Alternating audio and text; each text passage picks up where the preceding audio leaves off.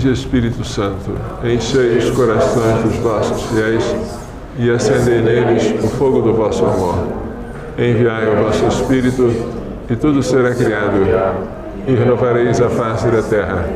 Oremos, ó Deus, que instruís os corações dos vossos fiéis. Com a luz do Espírito Santo, fazei que apreciemos retamente todas as coisas, segundo o mesmo Espírito, e gozemos sempre da sua consolação. Por Cristo, Senhor nosso. Amém. Ave Maria, cheia de graça, o Senhor é convosco. Bendita sois vós entre as mulheres. Bendito é o fruto do vosso ventre, Jesus. Santa Maria, Mãe de Deus, rogai por nós, pecadores, agora e na hora da nossa morte. Amém. Glorioso São José, coração imaculado de Maria, livrai-nos da maldição do aborto. Em nome do Pai, do Filho e do Espírito Santo. Amém. Sejam muito bem-vindos ao nosso curso de extensão em bioética. Eu sou o Padre Luiz Carlos, do Provida de Anápolis.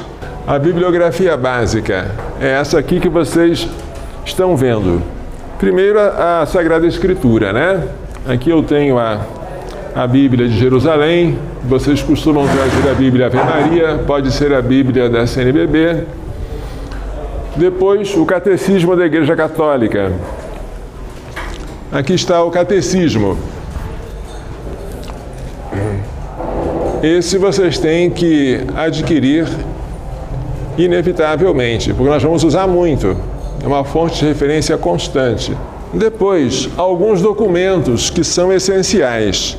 Antes de falar deles, o compêndio do Catecismo da Igreja Católica, ele é importante, mas não é imprescindível. Ele é um resumo do Catecismo em perguntas e respostas, didaticamente. Os documentos são, em primeiro lugar, a encíclica Humanae Vitae, do Papa Paulo VI, esta aqui, que você costuma comprar nas lojas sob este título, A Regulação da Natalidade, Humanae Vitae, sobre a transmissão da vida humana.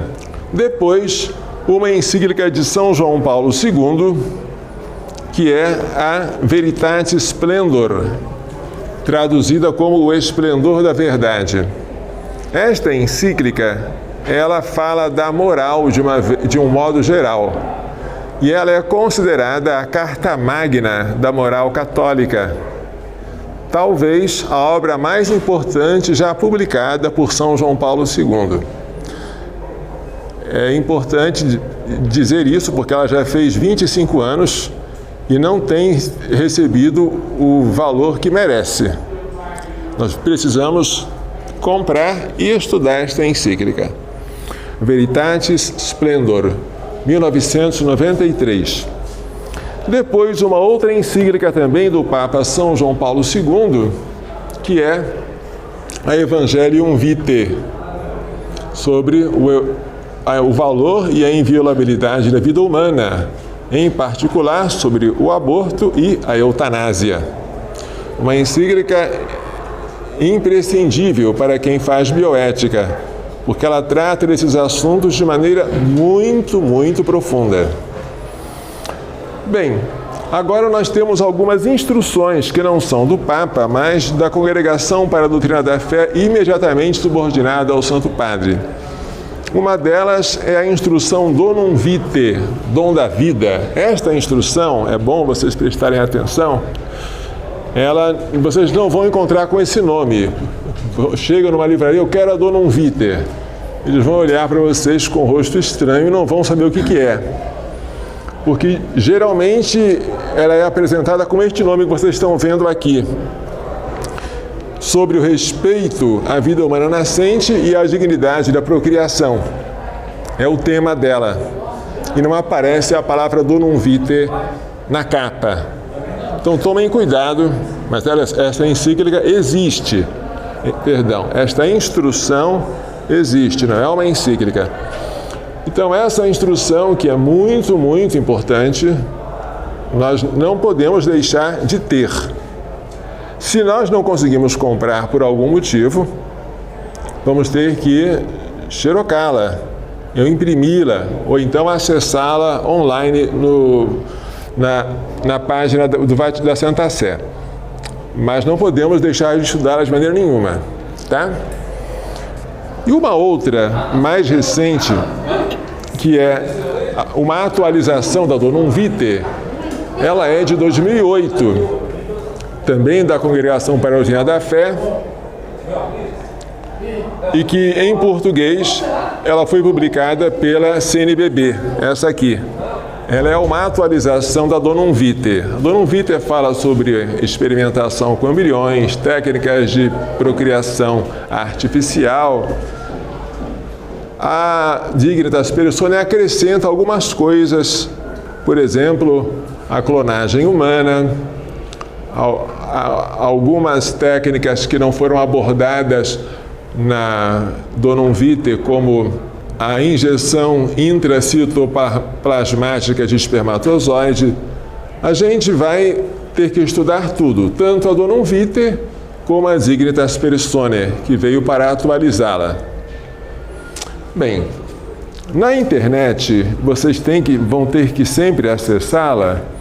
Vocês vão encontrar as apostilas de bioética que serão usadas aqui, e também outros materiais nesta página, providaanapolis.org.br.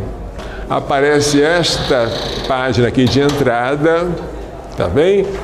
Aí vocês vêm aqui na esquerda em apostilas de bioética, dão um clique, plim! Quando vocês clicarem aqui, o que acontece? Essa página sobe, oi! E quando ela sobe, aparece esta aqui, apostila de bioética. Aí à direita aparece a bibliografia básica, bioética 1, bioética 2, bioética 3, 4 e 5, são 5 apostilas para vocês abrirem em formato PDF. E aqui abaixo, vários outros materiais que serão usados durante o curso, tá? Então, usem bastante desta fonte. Há também na internet uma fonte muito importante, que é a página da Santa Sé. Esta aqui, www.vatican.va. Você clica nessa página e seleciona o idioma português. Vamos supor que nesta página você queira uma encíclica. Qual encíclica que eu quero? Eu quero a Humanae Vitae, do Papa Paulo VI. Então você clica em Paulo VI, depois aparece vários dados sobre esse Papa, aí lá aparecem vários outros links, você clica em encíclicas, aí lá estará a Humanae Vitae, entre outras que ele escreveu. Aí você pode ler online. Se você quer, por exemplo, a Donum Vitae e a Dignitas Personae, que são documentos da Congregação para a Doutrina da Fé, você vai nesta mesma página, seleciona o português, clica em Cúria Romana, clica em Congregação para a Doutrina da Fé, que é um dicastério, um departamento da Cúria Romana, clica em Documentos, Lista Completa, e da lista completa você seleciona a Donum Vitae e a Dignitas Personae, tá bom? Está tudo aí de maneira esquematizada, certo? Bem, é hora de falarmos do conteúdo propriamente dito, né? Sobre a bioética. O que é a bioética? A bioética é uma ciência que cuida das questões relativas à vida e à saúde do ponto de vista normativo, ou seja, o que eu devo fazer, não apenas aquilo que se faz ou que se costuma fazer, mas qual é o meu dever. A bioética, ela recebeu esse nome em 1970. Em 1970, Van Potter escreveu um livro que ficou famoso, Bioética, uma ponte para o futuro. Van Potter era um oncólogo, ele se dedicava ao tratamento de câncer. E este ensaio, Bioética, uma ponte para o futuro, ele era o desejo dele de que nós criássemos uma disciplina que fosse uma sabedoria prática.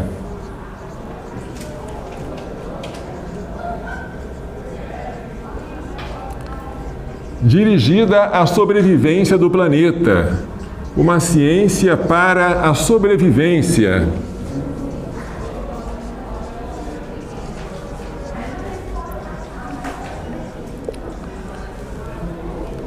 E a regra da moralidade dele é bastante simples ou simplista.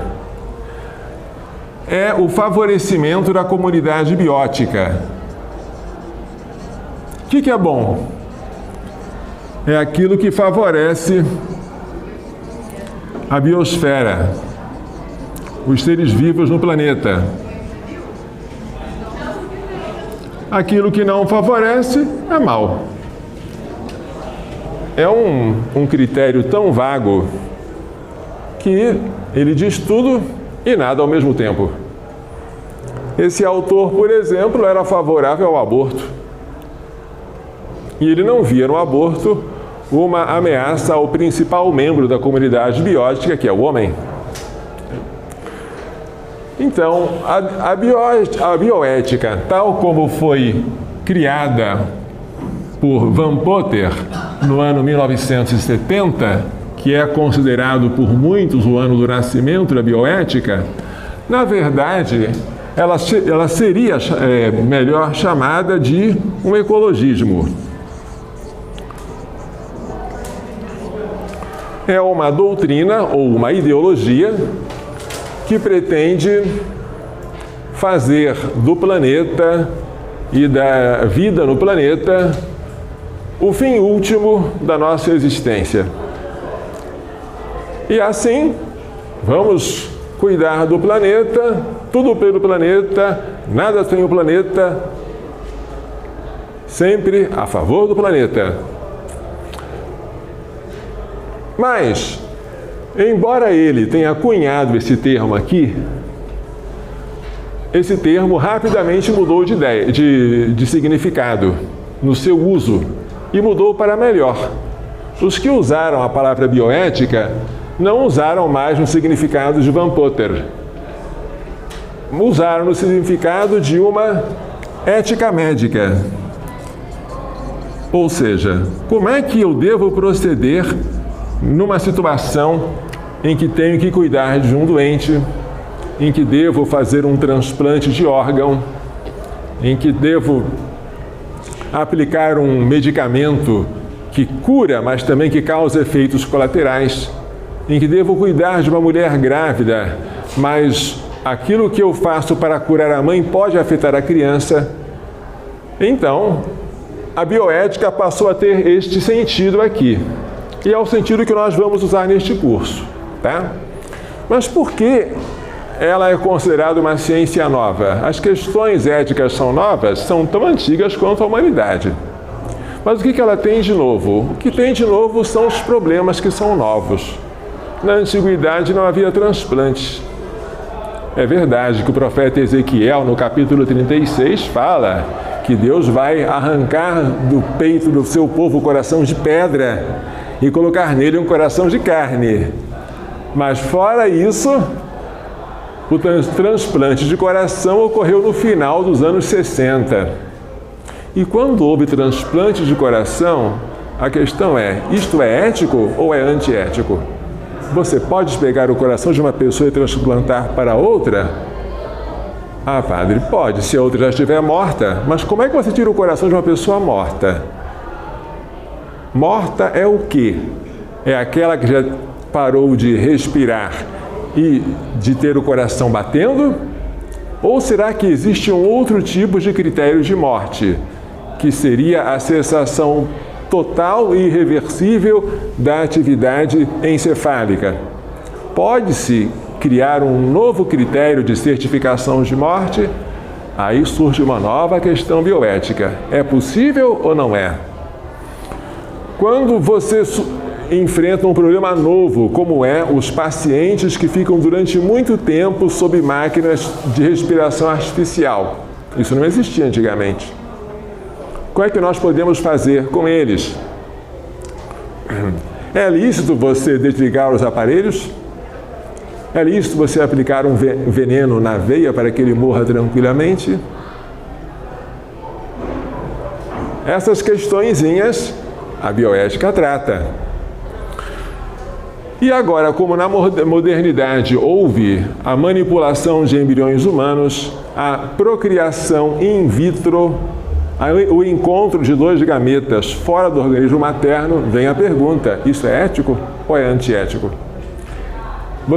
O que fazia com os animais nas técnicas conhecidas como zootecnia, que era a procriação por meio do sêmen do macho injetado na fêmea, você pode fazer isso com o ser humano também? Será que isto é ético?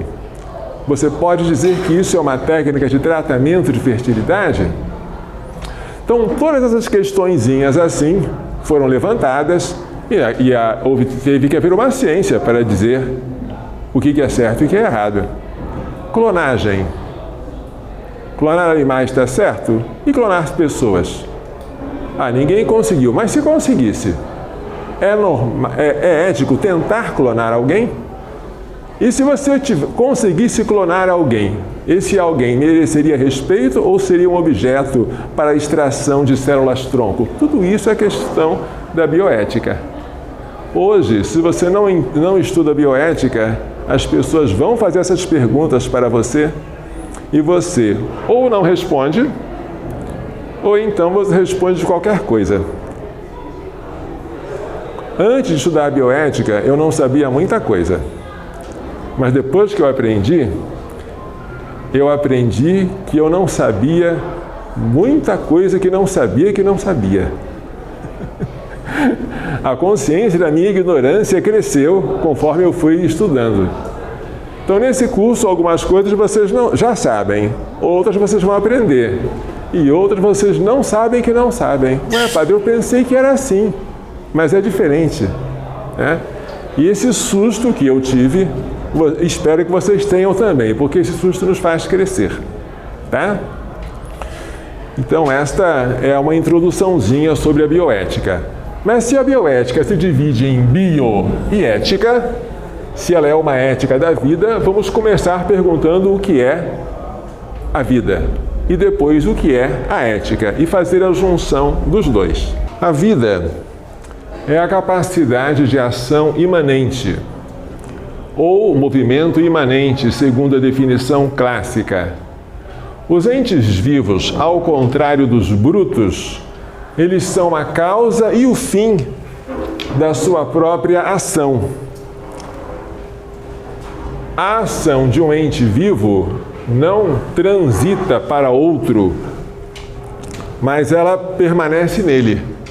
As operações de um ente vivo, como a nutrição, o crescimento, a reprodução, que são próprias da vida vegetativa, a locomoção e a sensação, que já são da vida sensitiva, a intelecção e a volição, que já são da vida racional, tendem a aperfeiçoar o próprio sujeito. Por isso costuma-se dizer que a vida é um movimento imanente autoaperfeiçoante. Movimento imanente autoaperfeiçoante. É próprio dos entes vivos. Primeiro, a individualidade. O que é um indivíduo? O indivíduo é aquilo que é indivíduo em si e dividido dos outros. Por que o ente vivo é indivíduo em si? Porque ele tem uma unidade intrínseca. As suas partes, nós temos partes porque somos vivos, mas são partes coordenadas entre si, de modo que ele não pode ser dividido sem perecer. Se você dividir um cachorro, ele, como cachorro, deixa de existir, ele perece. Ele tem uma unidade intrínseca, ele é indivíduo, mas ele também é dividido dos outros. Por quê? Porque ele se conserva separado do meio ambiente com o qual interage, trocando matéria e energia. O cachorro está aqui, o meio ambiente está fora, e ele faz trocas de matéria e energia, tá? Então, assim são os entes vivos, eles são indivíduos. Mas os entes vivos têm uma segunda propriedade, que é o autocontrole. O ente vivo controla a si mesmo e tende a manter-se estável diante das mudanças do ambiente. Um cachorro aqui no Brasil, ele deve ter a temperatura de 36,5 graus. Se você transportá-lo até a Groenlândia, próxima ao Polo Norte, a temperatura vai ser 36 graus e meio. Mas como? Eu coloquei no lugar mais frio, porque a temperatura conservou? Porque o organismo tem mecanismos de compensação, de autocontrole. Essa tendência à estabilidade é chamada de homeostase. Só os organismos vivos é que fazem isso. Os entes brutos não fazem, eles se adaptam, eles mudam de acordo com o ambiente que muda, mas eles não se conservam sempre os mesmos. A água aqui vai ter a temperatura daqui. A água no Polo Norte vai ter a temperatura bem mais baixa, vai se congelar. Mas um animal não. Um animal ele consegue manter a mesma temperatura queimando mais glicose, aumentando o seu metabolismo. Tudo isso um ente vivo faz. A excitabilidade. Um ente vivo reage aos estímulos do ambiente. Que tipo de estímulo? De diversas naturezas e origens. Choques mecânicos, né? Um empurrão, um cutucão, calor, luz, som, eletricidade e até mesmo a concentração de substâncias químicas, tudo isso faz o ente vivo reagir. A tendência evolutiva. Enquanto os entes brutos, como por exemplo esta mesa ou esta madeira da cadeira, tendem a se corromper com o tempo, os entes vivos, eles contrariam esta tendência e tendem a evoluir mediante a nutrição e o crescimento. Nutrição e crescimento, nós já vimos aqui, são duas operações básicas próprias da vida vegetativa. Eles se desenvolvem sem perder a própria identidade. O zigoto, o embrião, o feto, o recém-nascido, o adolescente, o adulto são um único e idêntico sujeito humano em diferentes graus de perfeição. Portanto, individualidade, autocontrole, excitabilidade, tendência evolutiva. Autorreprodutividade. Um ente vivo tem a capacidade de produzir um outro ente vivo da mesma espécie. Filho de peixe, peixinho é. Um peixe não gera um macaco. Nem uma girafa gera um elefante. O que é que a coruja tem que nenhum outro animal tem? Corujinhas. Só a coruja tem corujinhas, mas ninguém. A coruja gera um animal, um outro indivíduo da mesma espécie, tá? Quando ocorre a geração, os caracteres tendem a se transmitir. É a hereditariedade de caracteres. Os entes vivos transmitem as informações dos seus caracteres aos descendentes. Tais informações estão codificadas em unidades denominadas genes, contidas em filamentos do ácido desoxirribonucleico, o DNA. O DNA é uma estrutura em forma de hélice, assim. Esta estrutura tem a propriedade de poder se duplicar, então nós formamos uma hélice dupla. E cada uma das regiões do DNA que tem a capacidade de codificar uma proteína é chamada de gene. Um gene, através do RNA mensageiro, envia o seu sinal a um elemento da célula chamado ribossoma, e o ribossoma codifica, então, uma proteína. Tá? Um gene, uma proteína. Então, de acordo com a sequência das bases do DNA, você consegue sintetizar a proteína que você quiser. E assim você sintetiza os diversos órgãos do nosso corpo, os diversos tecidos, os diversos aparelhos e sistemas. Tudo codificado aqui. Os cromossomas, eles têm dentro de si os filamentos de DNA com os genes, que contêm as informações para a síntese de proteínas. E essas informações podem ser transmitidas aos descendentes. Esta hereditariedade de caracteres é própria dos entes vivos, tá?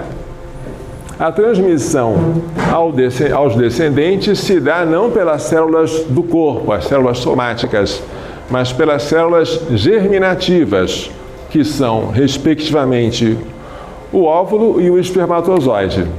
E a origem de tais células não se dá pela divisão comum, conhecida como mitose, mas por uma divisão especial chamada meiose. Bem, vamos agora à sétima característica dos seres vivos, que é o metabolismo. Metabolismo é o conjunto de reações químicas e físicas que ocorrem no interior do organismo e sob o controle do organismo.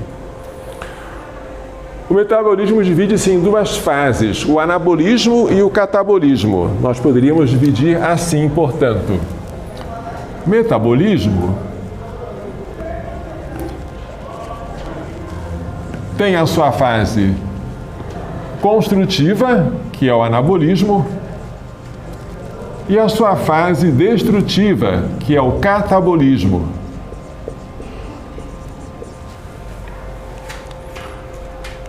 O anabolismo é a síntese de substâncias próprias e específicas para o organismo crescer, manter-se ou regenerar-se em caso de uma lesão. O catabolismo, ao contrário, é a decomposição e a eliminação de substâncias incorporadas. É a fase destrutiva. Isso tudo ocorre sob o controle do organismo. Só os entes vivos têm metabolismo. Por fim, a mortalidade. Que triste, mas os entes vivos morrem. Os entes vivos, e somente eles, são capazes de morrer. O que é a morte? A morte é a cessação do metabolismo, né? A perda do autocontrole e a perda da individualidade.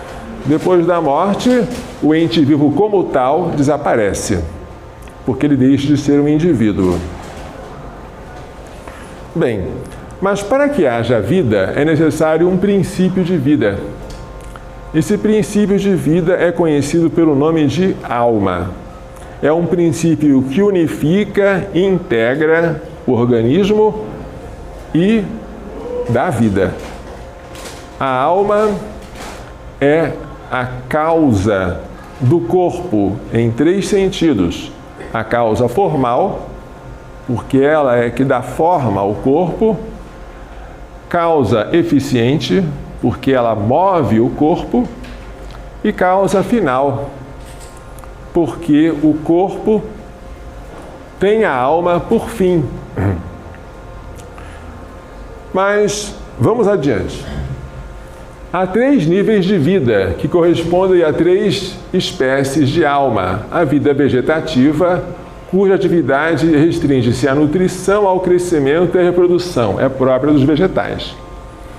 A vida sensitiva, que acrescenta essas 3 aqui, atividades, a sensibilidade e a locomoção, é própria dos animais. Os animais também se nutrem, também crescem e também se reproduzem, mas além disso, eles se locomovem e sentem.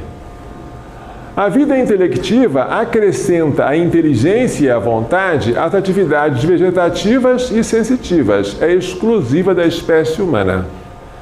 Então, ela tem uma alma intelectiva ou racional. E esta alma, prestem atenção, ao contrário da alma dos vegetais e da alma dos animais, ela é intrinsecamente independente da matéria. E por isso, ela sobrevive após a dissolução da matéria. Por sua natureza espiritual, ela ultrapassa aquilo que a matéria pode fazer por si mesma. Mas isso tem que ser demonstrado. E é uma demonstração filosófica. que concorda com a revelação teológica, tá bom? No homem, o exercício da inteligência e da vontade requer a presença de uma alma de natureza espiritual, uma vez que tais operações ultrapassam o nível da matéria. Pela inteligência intus legere, ler dentro, o homem formula conceitos universais a partir de dados singulares trazidos pelos sentidos. Ao ver João, Pedro e José, eu entendo homem. Ao ver um carvalho, um pinheiro e um eucalipto, eu entendo árvore. Eu entendo. De elementos singulares eu abstraio algo universal. É fácil demonstrar que a inteligência artificial não existe. De que meio dispõe um programador para fazer com que um computador reconheça que uma palavra de um texto é um adjetivo? Só há um jeito: criar um conjunto de adjetivos e informar ao computador. Toda vez que aparecer no texto uma palavra daquele conjunto, ele vai reconhecer, isto é um adjetivo. E se aparecer uma outra que você não ensinou para ele, ele não sabe e não é capaz de adivinhar, porque ele não entende o que é um adjetivo. Ele tem ali a coleção, mas ele não sabe a essência do que ele está guardando. É um conjunto qualquer. Você coloca vários adjetivos, vamos a uma lista: bonito, assim não.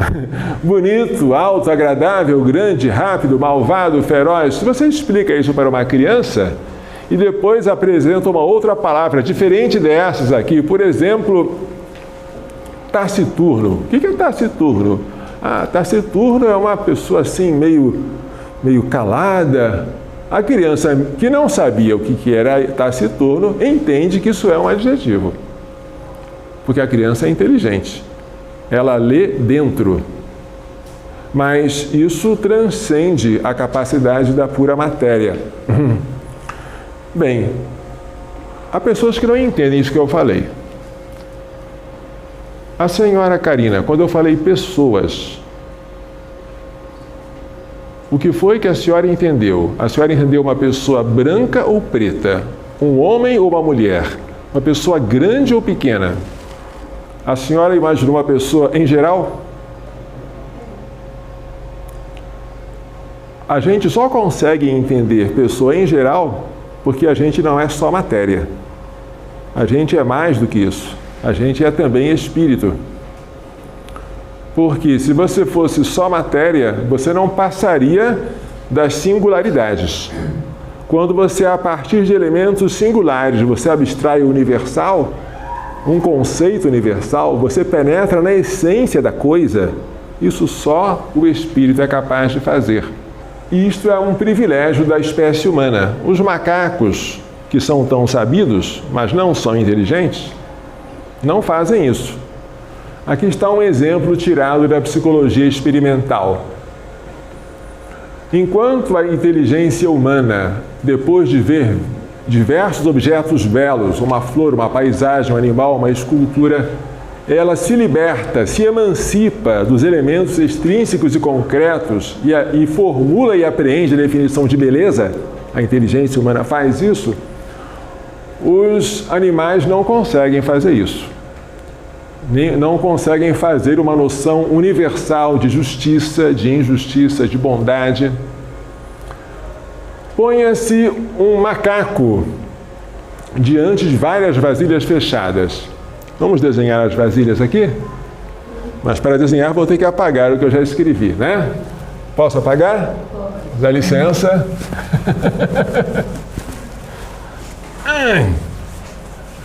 Vamos desenhar um macaco diante de várias vasilhas fechadas. Vamos colocar aqui uma vasilha, uma outra vasilha, uma outra vasilha, uma outra vasilha, uma outra vasilha. E você coloca o alimento na primeira vasilha, aqui.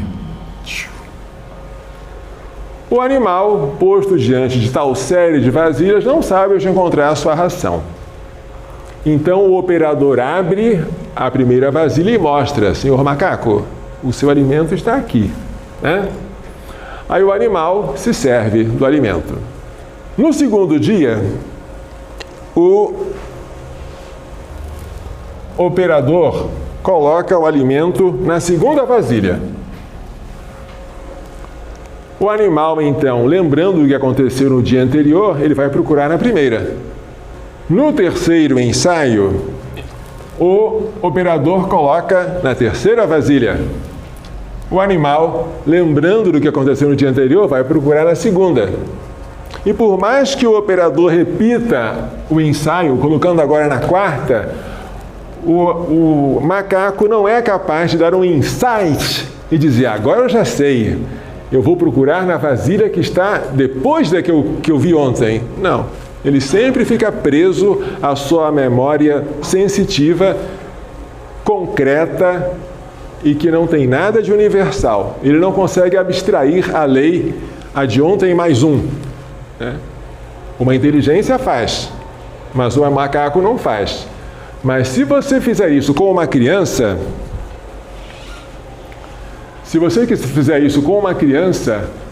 depois de 4 ou 5 experiências, a criança já percebe o que ela tem que fazer. Eu tenho que sempre pegar a vasilha do dia anterior, mais uma. É a seguinte: destes ensaios se conclui que o animal, por mais semelhante que seja ao homem, jamais se desembaraça da percepção do concreto, material. Ele percebe o primeiro, o segundo, o terceiro objetos postos à sua frente, mas é incapaz de perceber a proporção que há entre esses objetos. Ora, porque o homem não apenas conhece o objeto, mas conhece que conhece, ou seja, ele conhece o próprio conhecimento, o homem é não apenas ciente, mas é consciente. Olha que coisa bonita. Aqui estou eu. Aqui está o objeto que eu conheço. Entre mim e o objeto, evidentemente, há o conhecimento, tá? Eu conheço o objeto. Mas não apenas eu conheço o objeto, eu conheço o ato de conhecer. Olha que coisa bonita. Eu conheço o que eu conheço. Ora, conhecer que você está conhecendo, conhecer o próprio ato de conhecer, e depois eu conheço que quem está conhecendo sou eu. Um sujeito cognoscente e consciente. Isso transcende a possibilidade da matéria. A matéria não age sobre si própria.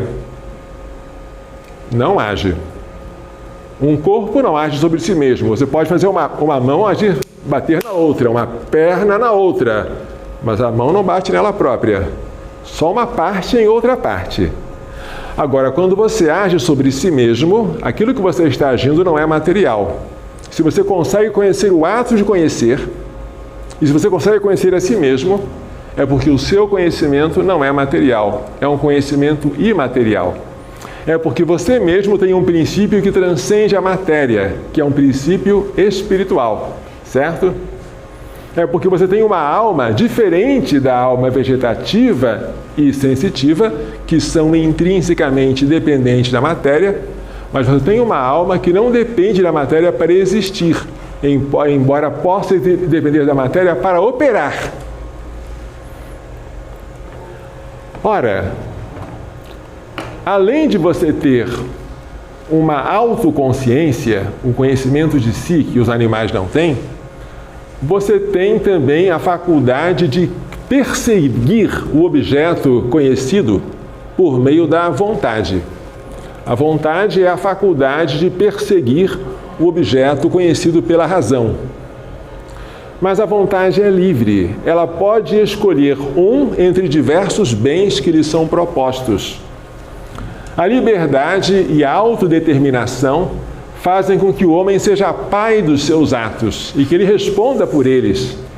E esses atos são chamados atos humanos, que é o objeto da ética e também da bioética. Vamos falar muito sobre eles, porque é importante saber quando um ato é humano, porque só os atos humanos é que têm moralidade. A presença de uma alma espiritual irredutível à matéria, tá? dá ao homem uma dignidade especial. O homem transcende todos os entes criados, minerais, vegetais e animais irracionais. Ele tem um corpo, mas é mais do que um corpo. Ele está sujeito à morte, mas sua alma subsiste após a desintegração da matéria. A alma racional só depende da matéria extrinsecamente. Ela depende para abstrair a essência dos entes materiais. O intelecto, que é uma faculdade da nossa alma, precisa de uma imagem ou fantasma, que é apresentada pela imaginação. A imaginação é corpórea, a imaginação é um dos sentidos internos, que tem como sede o nosso cérebro. A imaginação oferece ao intelecto esses dados, né? Dados singulares, materiais, e o intelecto, a partir desses dados, abstrai e formula um conceito universal, uma ideia, cujo conteúdo é a essência daquilo que você aprendeu, ou algo de essencial. O conhecimento intelectual penetra na essência. E o que é o fantasma? O que é essa imagem? Ela é, para o intelecto, aquilo que a cor é para a vista. Ela é um objeto.